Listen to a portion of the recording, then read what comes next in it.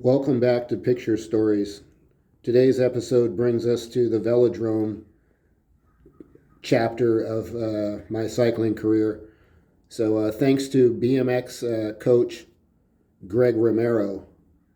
He introduced me to the USA Cycling Coach or program in the year 2000, and I ended up doing a tryout, and if you want to call it finishing, I finished second place in the tryout and ended up on the USA cycling team with uniforms made by Hot Shop Dave Marietti, who continues to do the uniforms for USA BMX and everyone else in the sport. So anyway, this is going to be a long of a short video, but I'm going to go through a pile of pictures, which is going to capture what Greg Romero gave me an opportunity to excel and find a little bit of a salary moving into track racing, velodrome, and on a UCI level, and also USA Cycling National level, which is much like ABA. So you have obviously your United States nationals, and then you have your international races. So this is an international velodrome right here. And this is a 45-degree banking, and the picture doesn't do it justice, but basically, as you can see, you got to race on this wall. So you're doing basically 38 to 40 miles an hour on this wall. So it's pretty gnarly. So anyway, we're going to go through about a dozen pictures, so be patient, and we'll go from there. So cheers. This picture right here represents a little bit of sprint practice going on during those times. So once again, I'm just going to go through quick, not much story, but anyway, sprint practice. Right there, I'm 6 feet tall. I'm weighing 198 pounds and pushing a 50-14 gear with 175 cranks. This is some of the weight training, plyometric jumping. That mat measures, that black mat, that measures the amount of force you push off with your feet with.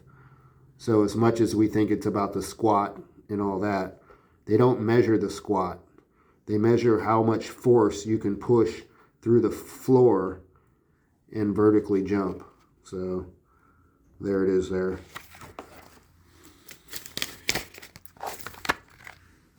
Introducing yourself at the U.S. Olympic Training Center.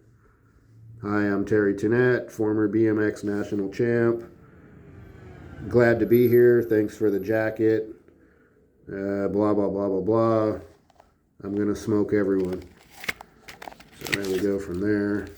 And then, like I say, I'm just going through the pictures as they show up. So anyway, hanging out with some kids. Cannondale was my sponsor. So that worked out pretty well. I ended up getting 2 bikes from them. And this is more of a cool down shot. I can tell by my position. I must have just finished the sprint, trying to catch my breath and cooling down. This was my hero, MR.T. So he won the 2000 World and Olympic Championships for the USA. And then he retired after that, went into coaching and being a track operator out in Trexeltown, Pennsylvania. So significance on Marty Nolstein. So he's like 6'4", weighing 220 pounds. And he also ran a 50-14 gear with 172.5 cranks. Our next picture shows some of the training we were doing. So these bikes were called ergo bikes. So the significance of the bikes is they have fans on the front wheel, and the fan blades resist you, and we do our sprint workouts, indoor sprint workouts. So much like a spin bike at the gym of a modern day gym, these are just twice as hard because they have fan blades, and then they measure your watts with an SRM. So next one is just a little bit of engagement. So here's me out sprinting this guy from Belgium or wherever the heck he was from. A little BMX on him. And once again, this was another little setup. So I'm leading this guy out He was the current sprint national champion, and I ended up out sprinting him, and this was the finishing photo. So that was pretty good, representing BMX once again.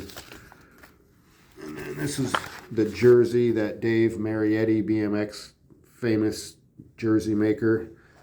These are the jerseys he did for us. Riding the rollers in my mom's house. So as some people know, my mom ended up with dementia and stuff like that. So I would go to visit her on the weekends and bring my bike and all my stuff. And I would warm up on the rollers. This is wintertime. And before I'd go out for my ride. So do 30 minutes on the rollers and then go out for like a 90-minute ride. And once again, just another shot of us riding the ergo bikes. Fan blades on the wheels. Jason Carnes, he ended up being the team manager of Redline. So yeah, so got a couple BMX guys that tried out Velodrome. This is a picture at the track. We're at the track training, just giving the basic Arnold Schwarzenegger, yeah, what's up? And this is the San Diego Velodrome. Another picture of Jason Carnes. He came out, tried out for the team, but he didn't make the team. He was a little too anaerobic.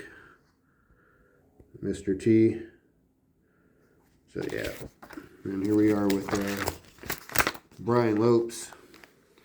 Brian Lopes came out and raced with us, and he found out that the sport was a little more difficult than some might have ever imagined. And here we are, the USA Training Center. Some of us have been there and some of us haven't. And this was my venture into road biking, so I actually had a road bike sponsor. Yeah, there I am. 6 feet, 182 pounds, riding road. And this was my team for the time. We're missing some riders, but this was our coffee shop ride for the day. We probably did 70 miles and round trip. But yeah, that's the team manager right there, Dwayne.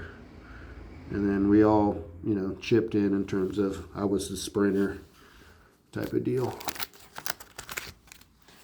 Here we are back in Colorado Springs, taking a break from whatever workout they had us doing for that day. Now we have Greg Romero, San Diego Velodrome, representing GT. So we were doing some sprints together there. This is another big picture from Colorado Springs. So anyway, I was running 46:14 gearing on this picture. So this says 02. So gives you perspective of when I was doing this. 2002 Colorado Springs. And then we got this little micro picture. So this is a sprint. So obviously you can see what it's like to win a sprint. So basically the finish line was a little bit after the picture. Doesn't cover it for whatever reason, but there you go. So yeah, sprinting on a track bike. Here's a cool picture here. This one just kind of shows what it's like to lead out, or basically trying to take over the lead when you're fully engaged. And then the next one brings us to Florida. So we got to train on this track for like 3 months. So we had a training camp there. So no one would imagine that this is in Florida. Florida just seems to be the mecca for bike cycling now. And anyway, yeah. So warm-up track on the inside. Velodrome on the outside. Concrete, not asphalt. So concrete's a harder surface. So it's super fast. And yeah, we stayed there and practiced and trained there during the winter. So it was our winter training camp. And this brings us to San Jose, California. So this is our local velodrome. So this is actually 40 minutes away from me. 40 minutes south of where I'm living now and actually recording this video from. So yeah, so they race on Thursday nights. and Saturdays. And I haven't been out there in years, so that just says it all. And so here we go, more pictures of just leading the pack. Mr. T leading them out. Significance of the photo. Cannondale bike, our sponsor. BMX jersey made by Hot Shop, Dave Marietti. BMX cranks, 175 profiles. And gearing 4814. And here we are, second place. This is coming to the finish line, in their words, coming out of the last turn. So that's Stephen Alfred from Trinidad. He was the national number one rider from Trinidad, and then I'm representing the USA. And yeah, so anyway, I finished second at this race, so that's how it works. And then next is just a random poster just showing which body parts are engaged when you're actually riding one of these bikes. So as you see, it's a pretty full body bike, which most people wouldn't imagine. So you can't just be this little Tweety bird build to do this sport. You know, it takes a lot of strength, muscle, endurance. You know, it's its own thing. Anyone that's tried it will say, yeah, track cycling's crazy hard. Yeah. So anyway, once again, it looks like a repeat photo, but still, you know, Mr. T challenging the guy from Trinidad, national number one from Trinidad. And this was just a random logo that I had made years ago, and I'm still utilizing today. Once again, another speed shot from Colorado.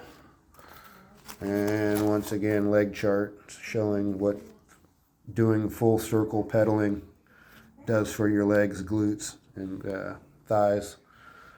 So yeah, you want to pedal in a full circle rotation. Repeat picture. But yeah, so anyway, thanks. Long video. Yeah, 12 minutes. But anyway, just a little background on that. And now I've gotten it off my shoulder that this was my salary. This is how I was paying rent from 2000 to 2009. And then I went back to downhill mountain biking. Cheers.